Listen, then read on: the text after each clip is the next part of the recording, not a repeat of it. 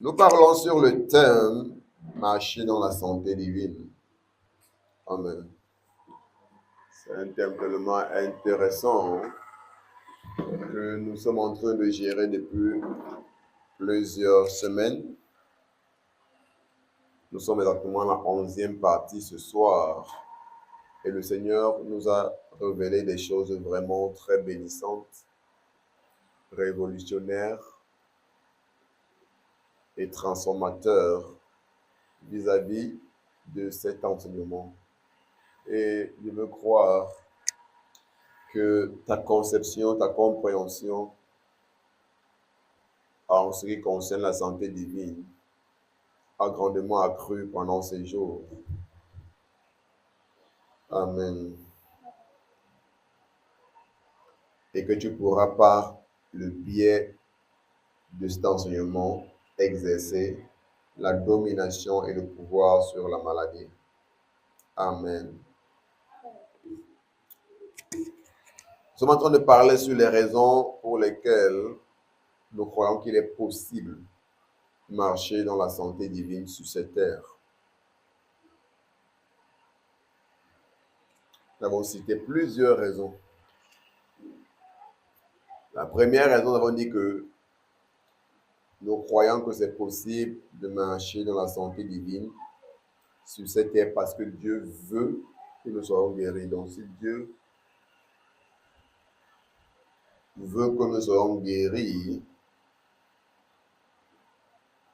ça veut dire qu'il veut que nous soyons guéris et que nous marchions dans la santé divine. Il aimerait que notre santé soit au top. Et si Dieu veut cela, ça veut dire que cela est possible. La deuxième raison que nous avons donnée, c'était que Jésus-Christ a payé le prix pour que nous marchions dans la santé. Il a porté nos maladies sur la croix pour que nous soyons guéris. Par ses meurtrissures, nous avons été guéris, d'après ce que Pierre nous dit. Donc, il y a eu un divin échange où Jésus a pris ce qui nous était destiné pour que nous prenions ce qui lui était destiné à lui. Amen. La troisième raison, nous avons dit que il est possible pour nous de marcher dans la santé divine sur cette terre parce que Jésus a mis en évidence la vie et l'immortalité par l'évangile. Donc Jésus a prouvé que la vie et l'immortalité sont d'actualité en notre temps. Ça qui veut dire que Jésus a mis en évidence la vie et l'immortalité. Amen. Nous avons révélé des versets vraiment profonds.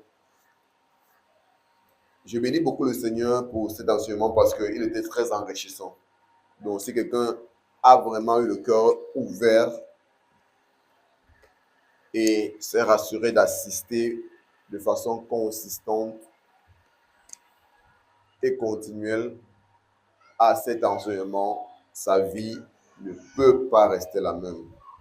C'est sûr qu'il y a eu un grand plus dans sa vie. Amen.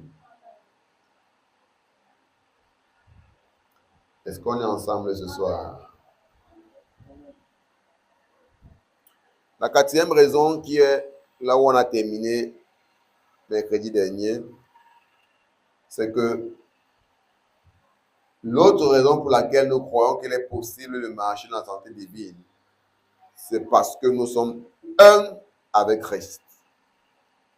Ce qui veut dire que ce qui est vrai de lui est aussi vrai de nous. Donc, mercredi dernier, nous avons partagé sur le mystère de notre union avec Christ.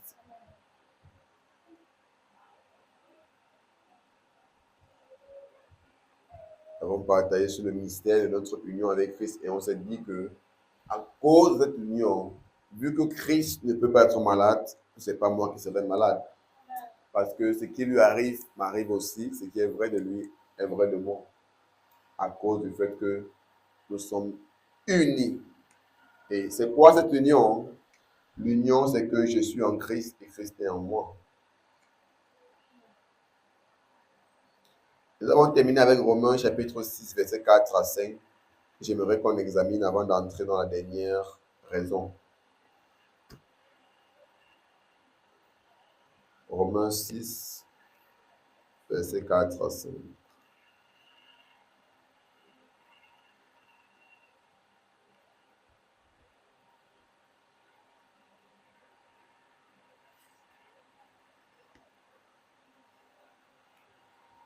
Thank you, Lord.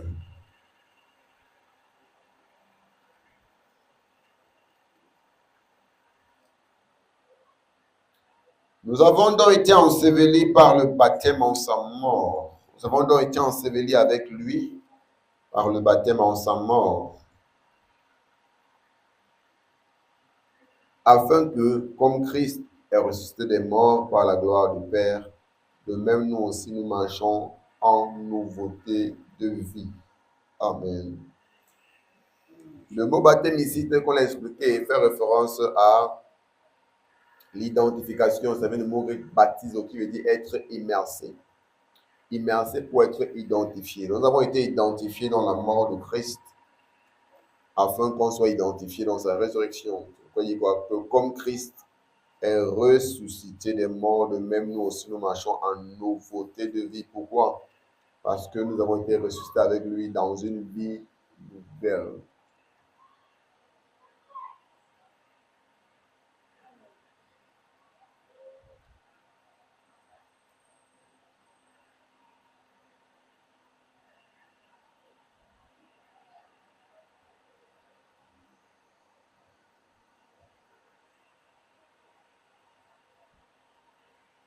Amen.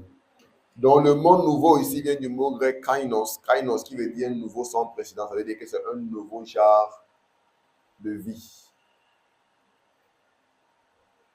Ce n'est pas la même vie que la personne avait par le passé, c'est un nouveau genre de vie dans laquelle la personne est introduite. Amen. En effet, si nous sommes devenus une même plante avec lui, verset 5, par la conformité à sa mort, nous le serons aussi par la conformité à sa résurrection.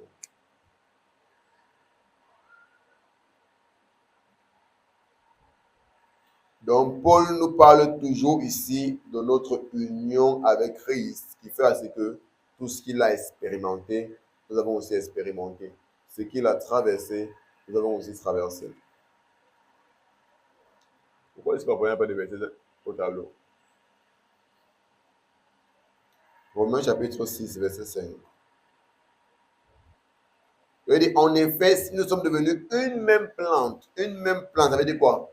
Que on est devenu la même chose avec lui. Par la conformité à sa mort.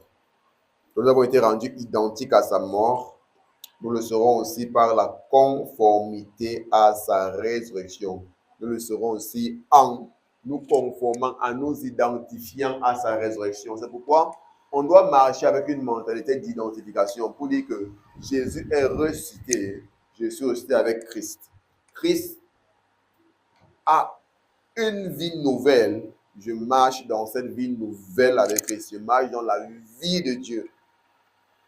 Ça part de quoi notre identification? Parfois, on se dit que c'est en vain de confesser ces choses, c'est en vain d'accepter ces choses. Non, mais la puissance se trouve où? La puissance se trouve dans l'identification. La puissance se trouve où? La puissance se trouve dans la reconnaissance. C'est pourquoi Paul nous dit dans Philippiens 1, 3, verset 6, il dit que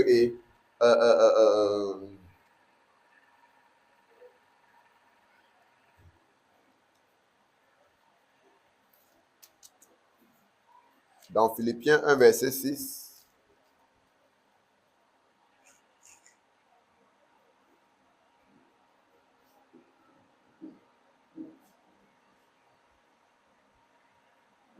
oh non, c'est même pas verset 6. C'est Éphésiens.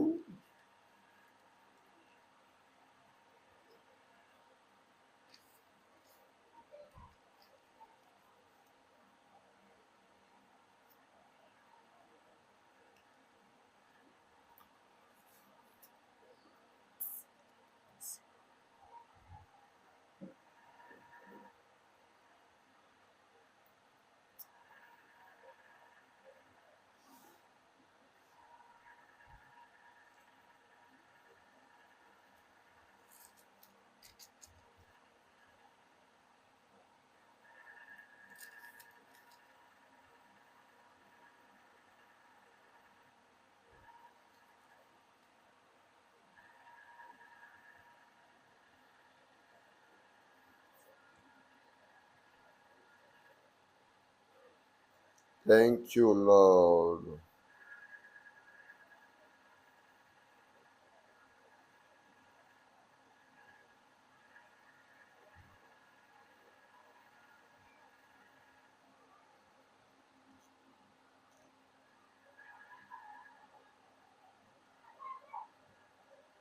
Ok, c'est plutôt Philémon, pas Philippien. Tant de confondre entre Philippien et Philémon. Oh, il dit que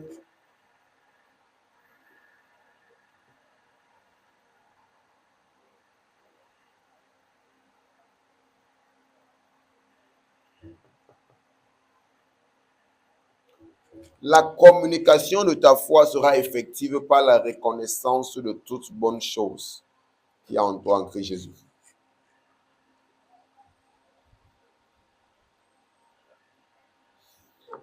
Donc, il dit que la participation de ta foi sera effective par la reconnaissance de toute bonne chose qui est en toi en Christ Jésus.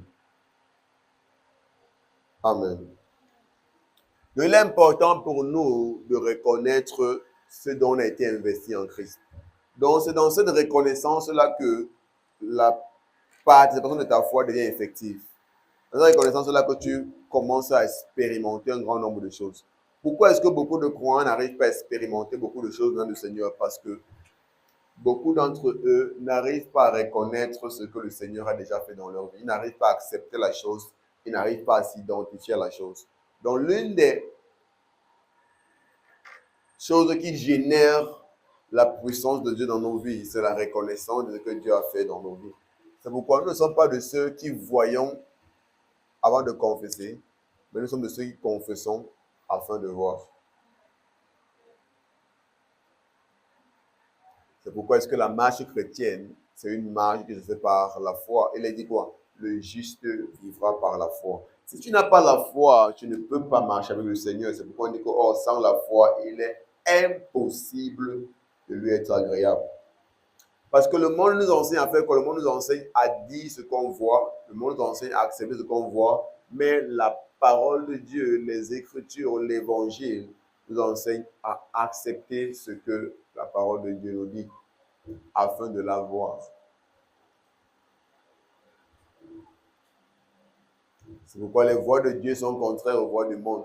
La plupart du temps, lorsqu'on est tellement attaché au système du monde, c'est difficile pour nous de nous ajuster au système de Dieu.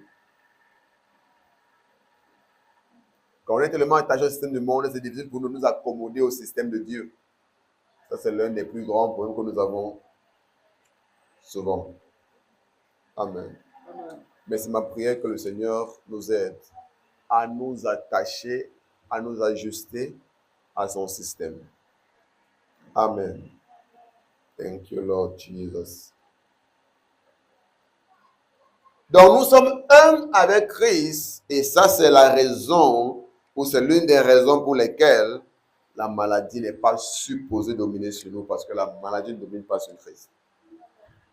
Et ça, c'est une conception avec laquelle j'ai grandi depuis des années, avec laquelle j'ai marché depuis des années, depuis ma temps de conversion.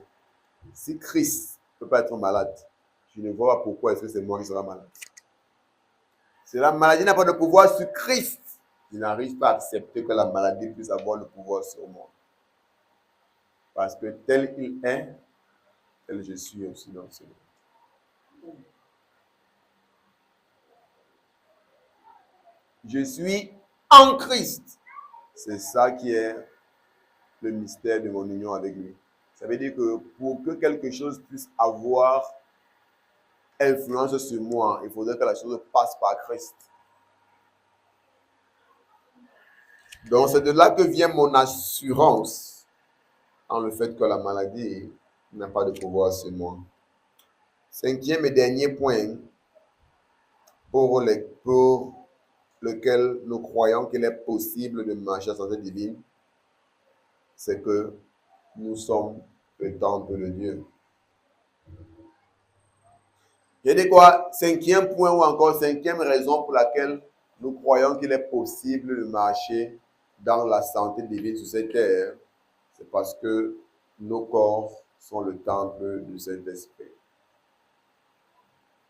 Donc, si mon corps est le temple de Dieu, si mon corps est le temple de cet esprit, je crois que la maladie ne peut pas résider dans mon corps.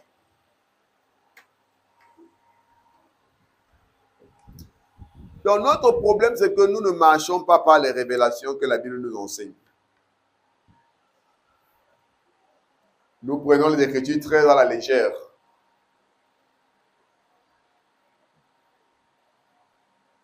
Ta vie sera définie et déterminée par l'importance que tu accordes aux Écritures. Et de quoi ta vie sera définie et déterminée par l'importance que tu accordes aux Écritures.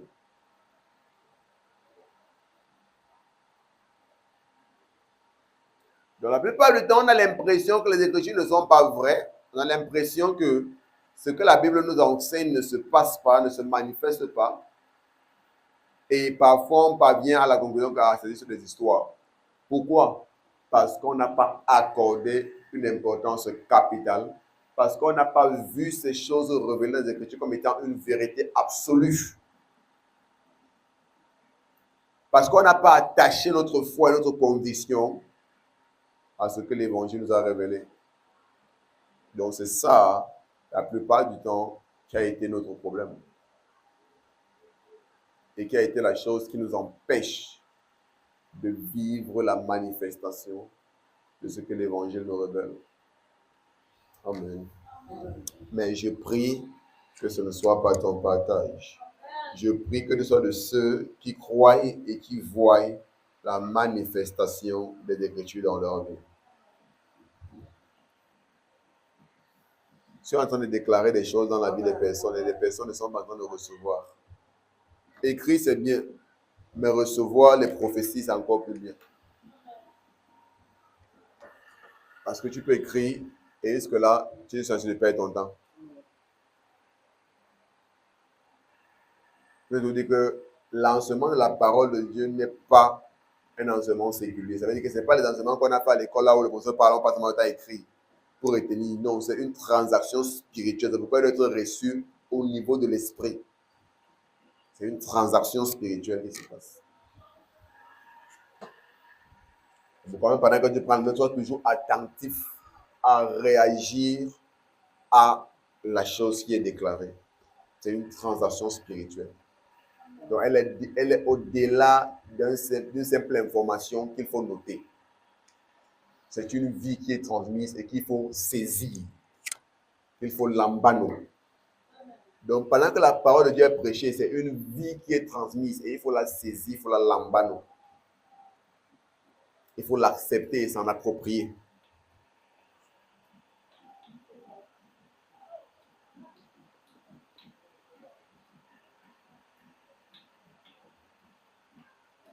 Donc, lambano veut dire accepter, recevoir et s'en approprier la chose.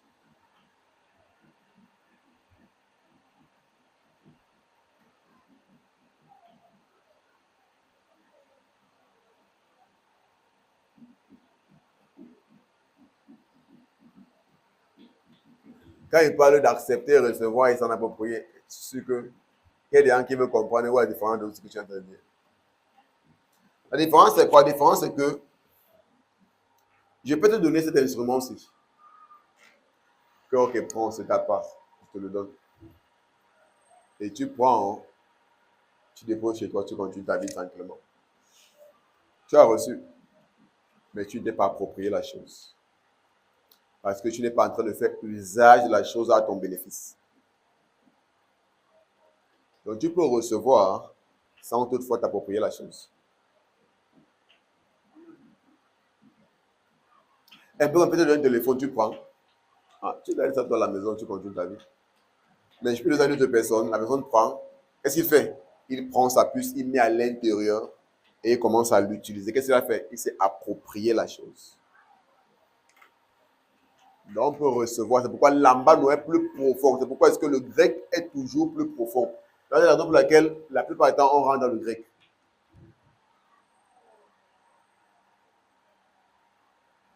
Parce que quand on dit qu'à tous ceux qui l'ont reçu, Quand le français dit recevoir, ça veut dire quoi? J'ai seulement reçu. C'est tout. Mais le grec ne se limitait pas à recevoir. Parce que le grec dit que à tous ceux qui l'ont lambano. Ce n'était pas une simple réception. Comme il dit, tu peux recevoir et tu déposes ce qu'on dit là-haut. Mais il dit à tous ceux qui l'ont reçu et qui se sont appropriés la parole. Qui ont dit non, cette parole est vraie pour moi. C'est clair pour moi. Ça m'appartient, c'est ma parole. Et pourquoi nous disons qu'il faut t'approprier pour ceci. Quand peut-être le pasteur doit enseigner et il dit une parole, je dis non, ça c'est ma parole. Tu l'acceptes, tu la reçois, tu t'appropries la parole. Le pasteur peut être en train d'enseigner et il donne des paroles prophétiques, c'est-à-dire qu'il fait des déclarations. Pendant qu'il déclare, l'autre les regarde, ceux qui parlent de la soeur là, ceux qui l'entendent parler à l'autre frère là. Oui. Alors que tu es supposé recevoir la chose et t'approprier que non, ça c'est ma parole. Et t'approprier la chose en disant c'est ma parole. Cette parole s'adresse à moi. Elle est vraie pour moi. C'est ça qu'on appelle s'approprier la chose. C'est vraiment déjà eu. Amen. Thank you, Lord.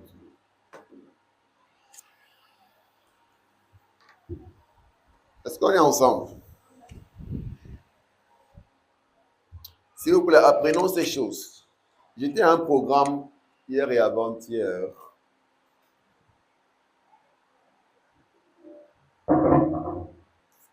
Et l'homme de Dieu qui a été invité venait depuis le Nigeria. Et je parle de ça encore à la mer. On invite quelqu'un depuis le Nigeria et il vient lui enseigner moins d'une heure de temps. Il ne se gêne pas, il n'a pas de stress. Il n'a pas de stress, lui. Pendant que tu penses qu'il va venir s'essouffler, se tuer pour nous, il n'a pas de stress. Mais toutefois, il porte quelque chose. Il faudra maintenant être avisé et sage pour ne pas rater ce qu'il va transmettre en moins d'une heure de temps. Il n'a pas pris au grand champ, personne, non. Il est que son pupitre. Mais il déclarait. Toi, tu vas rester là, attendre autre chose avant de voir la fin est partie. Un peu comme ceux qui souvent dit que non, il attend quand il finit maintenant, il va prier maintenant pour les gens, il va imposer les mains aux malades. C'est un problème. Il lui est parti.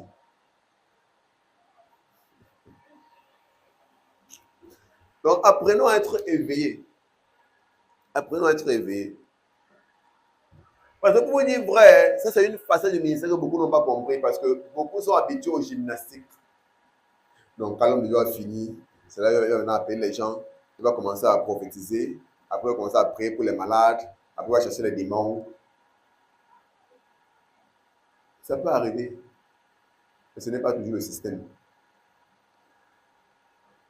C'est pourquoi sois éveillé depuis le début. Parce que ça peut être pendant la prédication que tu vas recevoir ta délivrance. Ça peut être pendant la prédication que tu vas recevoir ta percée. Donc, c'est comme on a beaucoup vu des ministères qui nous ont mal éduqués.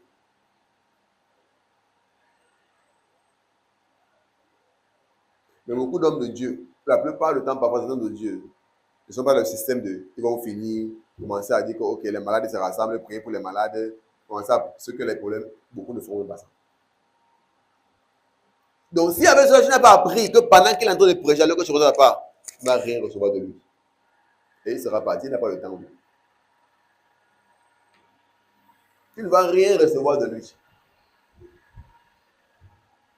Donc, si on enseigne, c'est pour que nous comprenions comment les choses se passent dans la maison de Dieu, comment elles se passent lorsque la parole de Dieu est révélée.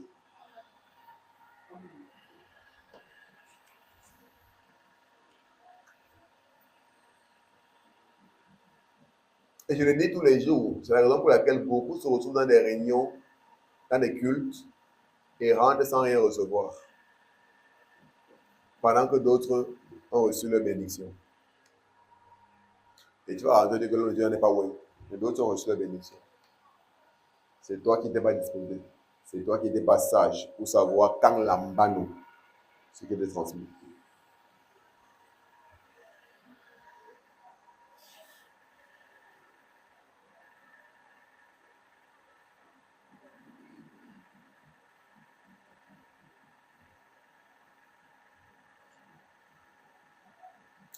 Amen.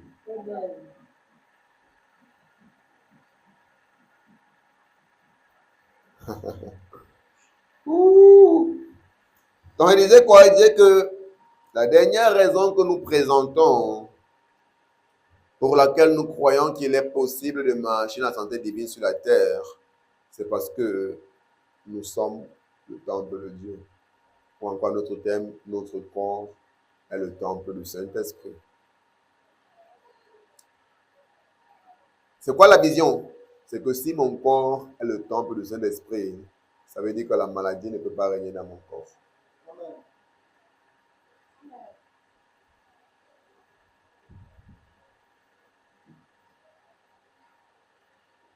La maladie ne peut pas régner dans mon corps. Je le crois fermement. Est-ce que tu l'acceptes? Je l'ai accepté, je l'ai cru et je continue de croire fermement que la maladie ne peut pas habiter dans mon corps. Parce que la maladie parle de ténèbres et les ténèbres et la lumière ne peuvent cohabiter ensemble. Amen. C'est ma croyance, c'est ma conviction. Il ne sera fait selon ta foi, il sera fait selon ta conviction. La foi, c'est pas une ferme assurance, il sera fait selon ton assurance.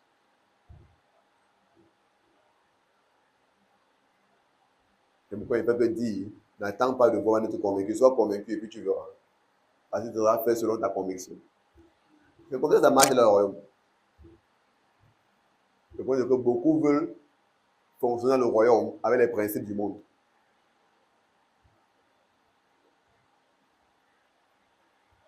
Dans le royaume, beaucoup viennent dans le royaume et veulent fonctionner dans le royaume avec les principes du monde. Au lieu d'apprendre les principes du royaume et de commencer à les appliquer afin de mieux fonctionner dans le royaume, ils veulent plutôt fonctionner dans le royaume avec les principes du monde. Voilà où beaucoup sont dans l'échec.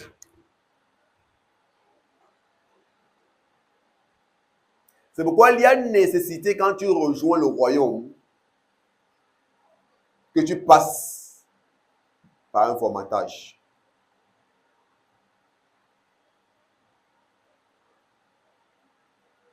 C'est pourquoi Paul dit quoi? Ne vous conformez plus au siècle présent. Il ne parlait pas seulement ici là des habitudes. Il parlait de tout un ensemble de choses. Ça veut dire que habitude, oui. Ne vous comportez plus comme le siècle présent. Ne vous habillez plus comme le siècle présent. Ne pensez plus comme le siècle présent. Ne réfléchissez plus comme le siècle présent. Ne voyez plus les choses comme le siècle présent. Donc, c'est tout un ensemble de choses dont il parlait.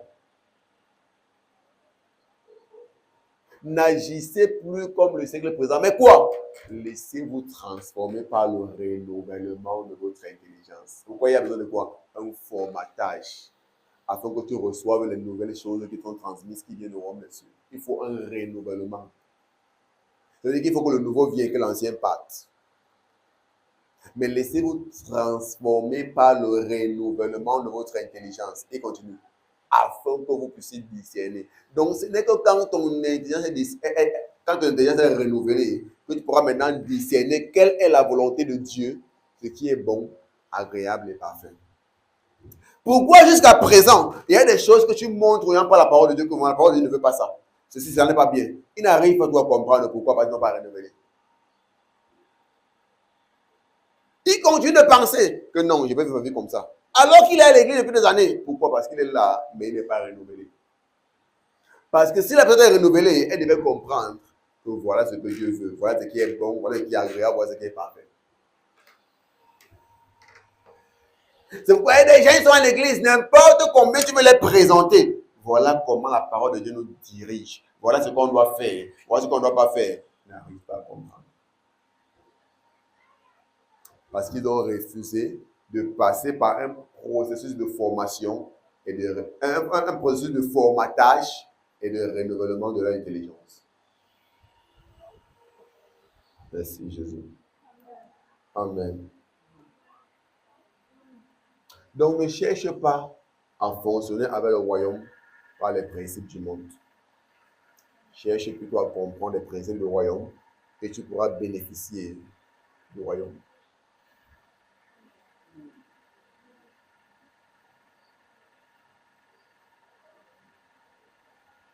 Amen. 1 Corinthiens 3, verset 16.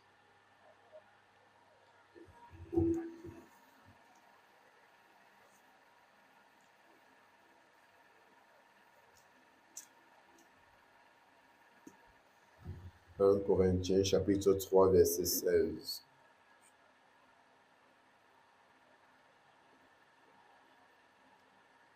Ne savez-vous pas? Et j'ai toujours dit, et je continue de dire, chaque fois que l'apôtre Paul dit, ne savez-vous pas?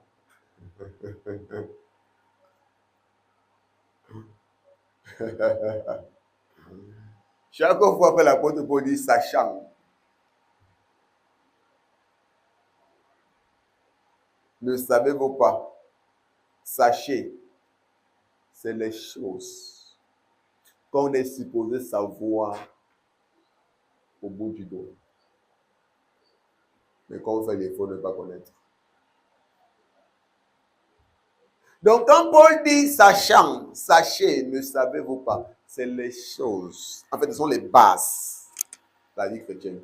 Ce sont les fondations. C'est les choses qu'on est supposé avoir au bout du doigt, au bout de l'œil et au bout des lèvres. Mais qu'on fait l'effort de ne pas savoir. Ou qu'on fait l'effort de négliger. Il dit, ne savez-vous pas que vous êtes le temple de Dieu et que l'Esprit de Dieu habite en vous? Ça veut dire que voilà les bases, voilà les fondations que les chrétiens doivent connaître et avoir dans leur tête. Voilà les premières choses dont les chrétiens doivent être convaincus. Mon corps est le temple de Dieu. Mon corps est le temple de Saint-Esprit. L'Esprit de Dieu habite en moi. Et connaître ceci a beaucoup apporté dans ta vie. Comprendre ceci, accepter ceci, confesser ceci a beaucoup apporté dans ta vie. On va voir ça. En fait, comprendre ceci, c'est l'une des raisons pour laquelle tu peux marcher dans cette vie. Tu comprends ça? Tu comprends que ton corps est le temple de Dieu. Que ton corps est le temple de l'Esprit. Et que l'Esprit est dans toi. Ça, c'est suffisant pour mener une vie libre de la maladie.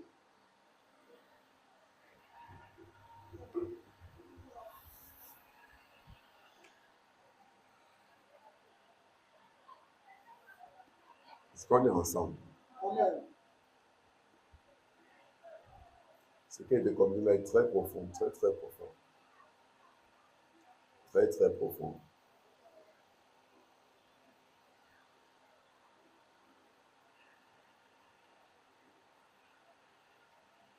Un Corinthiens 6, verset 19. Parce que le point c'est tellement clair qu'il ne veut pas trop parler sur le point-ci.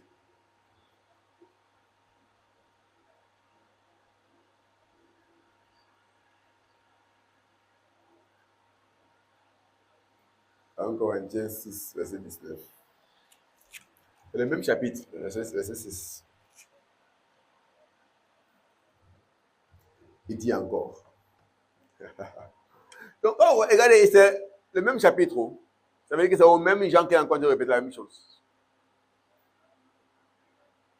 Donc, on vous dit que ça, c'est quelque chose que vous deviez savoir. Comment ne le savez-vous pas? Comment ne le savez-vous pas? En fait, la compréhension de cette vérité, de cette réalité, va t'aider dans beaucoup de choses dans ta marche chrétienne. Même pas seulement dans la santé divine. Ça va t'aider même dans ta marche de pureté, dans ta marche de sainteté.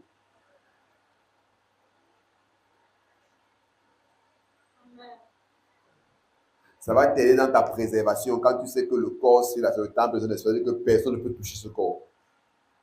Personne ne peut toucher ce corps. Personne ne peut démolir ce corps. C'est le temple du Saint-Esprit.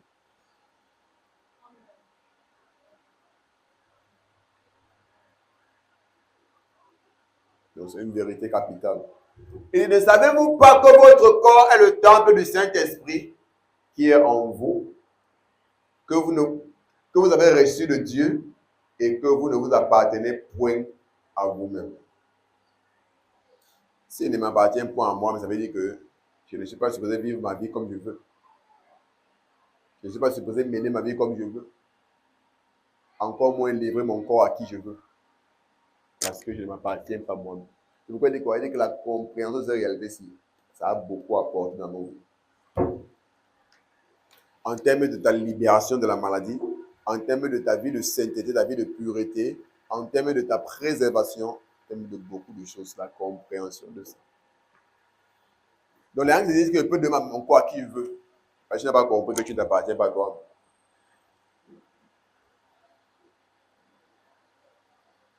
Que c'est mon corps qui fait des choses que je veux. C'est parce que tu penses que c'est ton corps que tu souffres de ce que tu souffres là. Parce que si tu avais compris que non, c'est le temple de ton esprit, il y a des choses qui n'auront plus de pouvoir sur toi. Est-ce que nous comprenons, je vais dire comment, le secret qui est révélé dans ça? Donc quand tu te dis c'est mon corps, automatiquement, tu es en train d'être privé de l'efficacité de la puissance. Parce qu'au lieu de réclamer, c'est le corps du Saint-Esprit, c'est le temple de l'Esprit, tu réclames c'est mon corps. Parce qu'en réclamant que c'est le temple de l'Esprit, tu es en train de faire appel au fait que c'est l'Esprit qui est Seigneur, qui règne et qui préserve ce corps. Mais en disant c'est mon corps, c'est pas que tu nous fais comprendre que ça t'a pas fait ce que tu veux. Mais tu ne sais pas qu'en le faisant, tu es en train de te priver de l'efficacité, de la puissance de Dieu qui devait être agissant dans ta vie. Mais comme on vit dans un monde fou, on ne comprend pas les implications de nos actions et de nos paroles. Parce que quand l'autre le dit, c'est pour dire que je couche avec qui je veux. Tu ne vas pas me dire avec qui me coucher. Tu ne vas pas me dire comment je vais gérer mon corps. C'est mon corps. Mais toutefois, tu ne sais pas que la lutte que tu prends, le chemin que tu prends, sera néfaste pour toi. C'est ce qu'on oublie. C'est ce qu'on oublie. Mais celui qui choisit de s'identifier avec la parole de Dieu, celui qui choisit de s'accorder avec ce que la parole de Dieu dit, non, c'est le corps du Saint-Esprit, c'est le temple du Saint-Esprit, c'est le temple de Dieu. Ça ne m'appartient pas. C'est pourquoi je crois que la maladie n'a pas d'effet sur ce corps, car c'est le temple du Saint-Esprit. C'est pourquoi je crois que la mort n'a pas d'effet sur ce corps, car c'est le temple du Saint-Esprit. C'est pourquoi je crois qu'aucun mal ne peut détruire ce corps, car c'est le temple du Saint-Esprit. Tu vois comment la conception de l'évangile emmène des résultats tangibles dans ta vie. Appelle l'efficacité de la manifestation de Dieu dans ta vie. C'est des choses que nous ignorons. Amen. Dites quoi? Ne savez-vous pas que votre corps est le temple de l'Esprit qui est en vous, que vous avez reçu de Dieu, et que vous ne vous appartenez pas vous-même. Amen. Maintenant, regardons ce que Romains 8, verset 11 nous dit maintenant. Du fait que l'Esprit de Dieu habite en toi, du fait que ce corps soit le temple de l'Esprit, c'est par là qu'on conclut. Regardons ce que Paul dit dans Romains 8, verset 11. Mahabharadi Akata.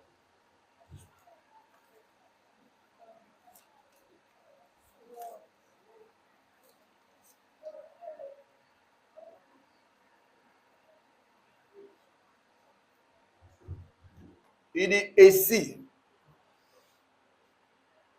Pourquoi tu as mis la version de notre femme?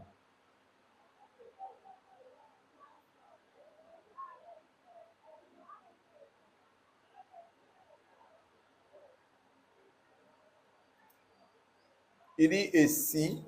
Et je vais te dire que la plupart du temps dans l'évangile paulinéen, quand vous voyez si, c'est beaucoup plus conclusif et non conditionnel. Parce qu'il est en train de parler aux croyants et il leur révèle les réalités éternelles. Donc, il veut parler de dire que, et puisque, en vue du fait que l'esprit de celui qui a ressuscité Jésus d'entre les morts habite en vous. Vous voyez, il leur révèle la puissance de la présence de l'Esprit de Dieu en vous. L'efficacité du fait que l'Esprit de Dieu habite en vous. Qu'est-ce que ça apporte dans ton corps? Le fait que ce corps-là est maintenant le temple là où l'Esprit de Dieu demeure. Qu'est-ce que ça apporte dans ton corps? Regardez ensemble. Et puisque l'Esprit de celui qui a ressuscité Jésus d'entre les morts habite en vous, Celui-là qui a ressuscité Christ d'entre les morts rendra aussi la vie à vos corps mortels par son esprit qui habite en vous. Ah, ah.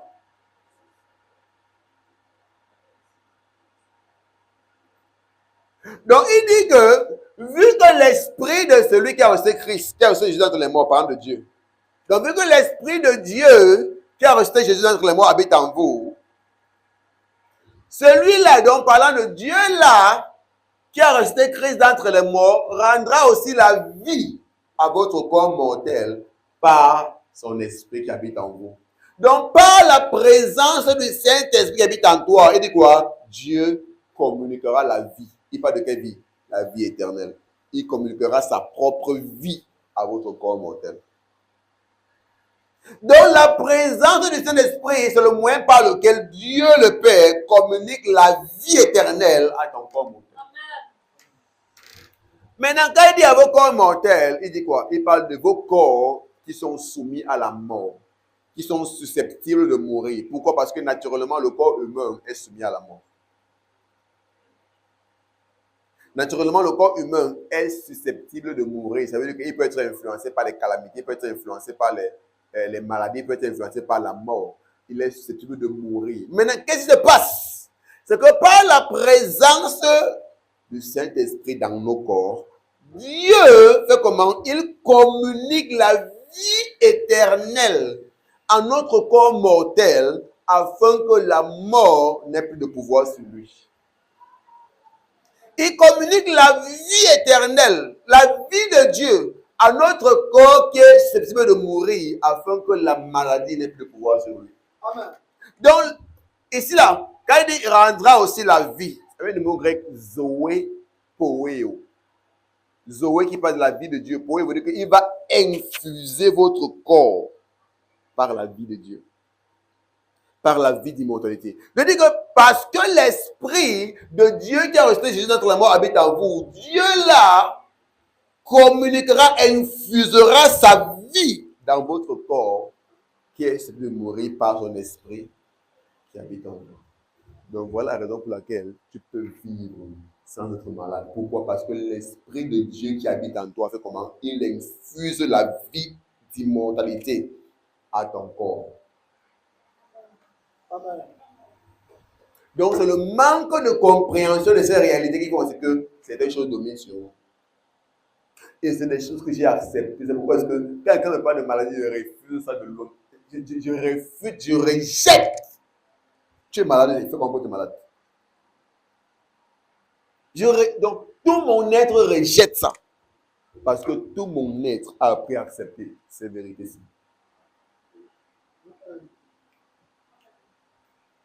Même dans mon sommeil, mon corps refuse. Donc les vérités divines ne sont pas pour t'offenser. Même si tu ne les vois pas encore dans ta vie, apprends à accepter et tu les verras. Parce qu'avec Dieu, on marche par la foi. Donc les vérités de l'évangile sont pour nous insulter. Ce n'est pas que non, peut-être parce que hier tu étais malade, tu viens au Dieu dans cette vie, donc il ne peut pas dire que nous, alors quand on est malade, c'est parce que nous, c'est fou. C'est parce que Dieu ne nous aime pas. C'est parce que non, c'est parce qu'on est en train de dire. On est en train de te révéler la vérité que l'évangile dit à ton sujet, afin que tu l'acceptes, tu la reçois et que tu t'appropries la chose pour la voir dans ta vie. Est-ce qu'il parle aux enfants de Dieu? Amen.